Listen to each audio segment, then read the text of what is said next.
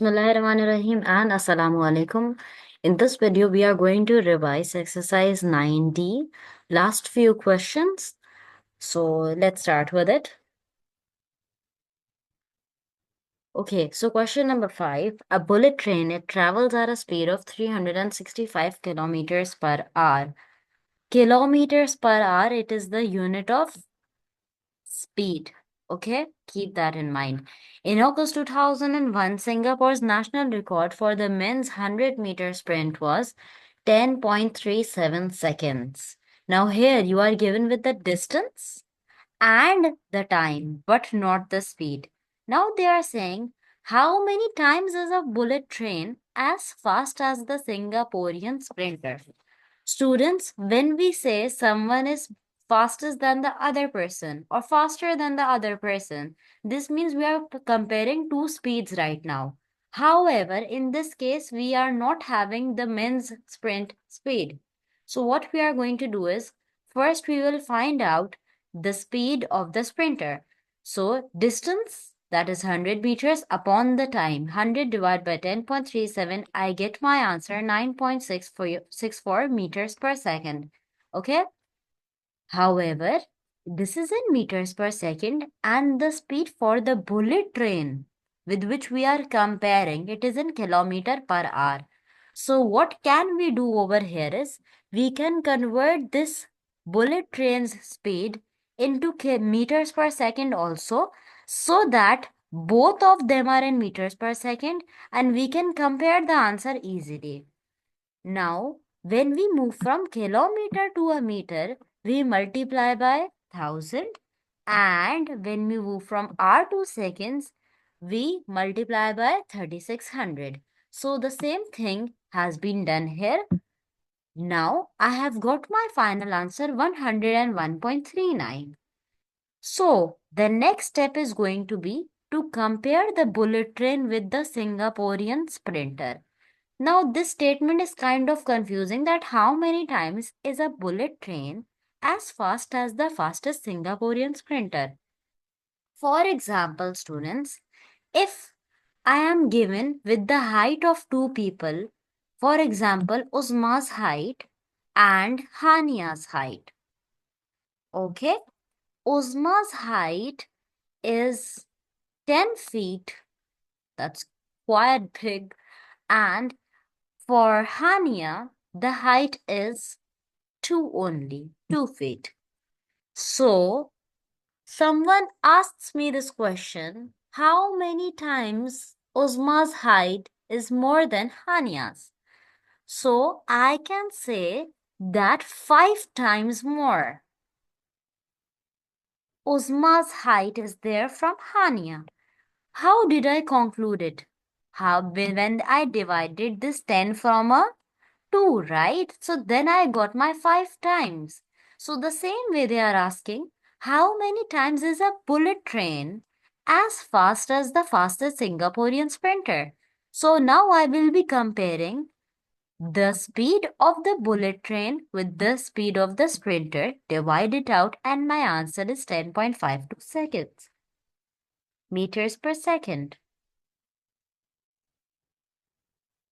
Now for the second question. A car travel the first 19 km of its journey at an average speed of 57 km per hour and the remaining 55 kilometers at an average speed of 110 kilometers per hour. So a car is taking two journeys at the moment, the first and the remaining one, and for both of them we have been given the speed of it. You can label this over here, distance 1 and the speed 1 for it. This is your distance 2 and your speed 2.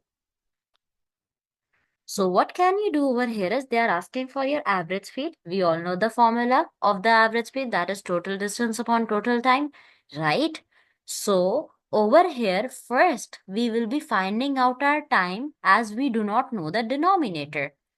So using the first two values, distance 1 and speed 1, our formula is going to be time is equals to distance upon speed, that is 19 upon 57. I get my answer 0.3333. 4 times 3 hours. Okay. Then for the second one, I am having 55 kilometers. Okay. And I will be finding the time for it. That is 55 divided by 110. So I get my second time. Using the first time and second time, I will be adding both of them and keeping it in the denominator here. And the total distance is going to be 55 plus 19 in your numerator. Divide these two out, you get our final answer, that is 88.8 kilometer per hour. Students, in this question, making the data is very important. So let's start out with the question. The question says there are 2 points X and Y that are 120 kilometers apart. So this is our X, this is our Y, and 120 meters apart. Meters is your what? Distance. Fine. So they are saying M is the midpoint of X and Y. Midpoint means in the middle, dividing in two equal parts. This means 60 meters and 60 meters. Okay. So I have got the two distances from X to M and from M to Y. Next, they are saying an object travels from X to M in 12 seconds. So X to M, write 12 seconds here. And then from M to Y at an average speed of 15 meters per second. So 15 meters per second is your speed, right? So write that down. Okay, the time taken for the object to travel from M to Y. Our first question says you have to find the time from M to Y. So distance is given to you 60, speed is given. You can easily find out time by dividing distance from the speed. You get the answer 4 seconds. Okay, now from M to Y, it is your 4 seconds. Students, over here you have your 12, you have your 4. Add these two up, you get the total time, right? Total distance was already given in the question. So 120 divided by 16, you simply get the answer 7.5 meters per second. That is all.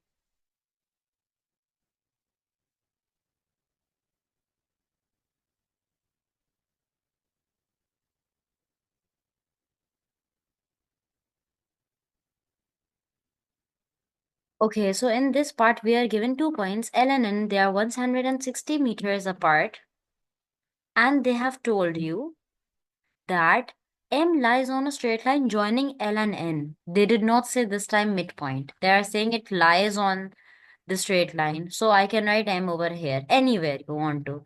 An object travels from L to M at an average speed of 10 meters per second in 6 seconds. And then from M to N, over here, just write down the data as well for your own understanding. 10 meters per second was given in how many seconds? 6 seconds. And from M to N, we are given the average speed 25 meters per second. Okay. Students, here only from M to N, we are given one quantity, right? I do not know the distance of this side as well as the time. So, for that purpose, using these two values, I will be finding out my distance. Okay? That is 10 meters per second. This speed multiplied by time, I get my distance, that is 60 meters.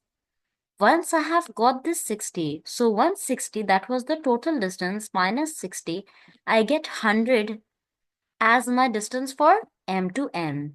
Now, once I have got this 100 meters as my distance, I will be dividing 125 to get my answer of time, that is your 4 seconds. So now I have got my 6 seconds, 4 seconds as well as the 6 seconds. I will be adding these two up. So that is going to be my denominator. That is 10 seconds. And what was the total distance over here? That was 160, right? So 160 divided by 10, my final answer is going to be 16 meters per second. I hope this is clear to you all. Thank you for watching this video. Do subscribe my channel as well. And if you have any queries, feel more welcomed and ask in the comment box below. Thank you.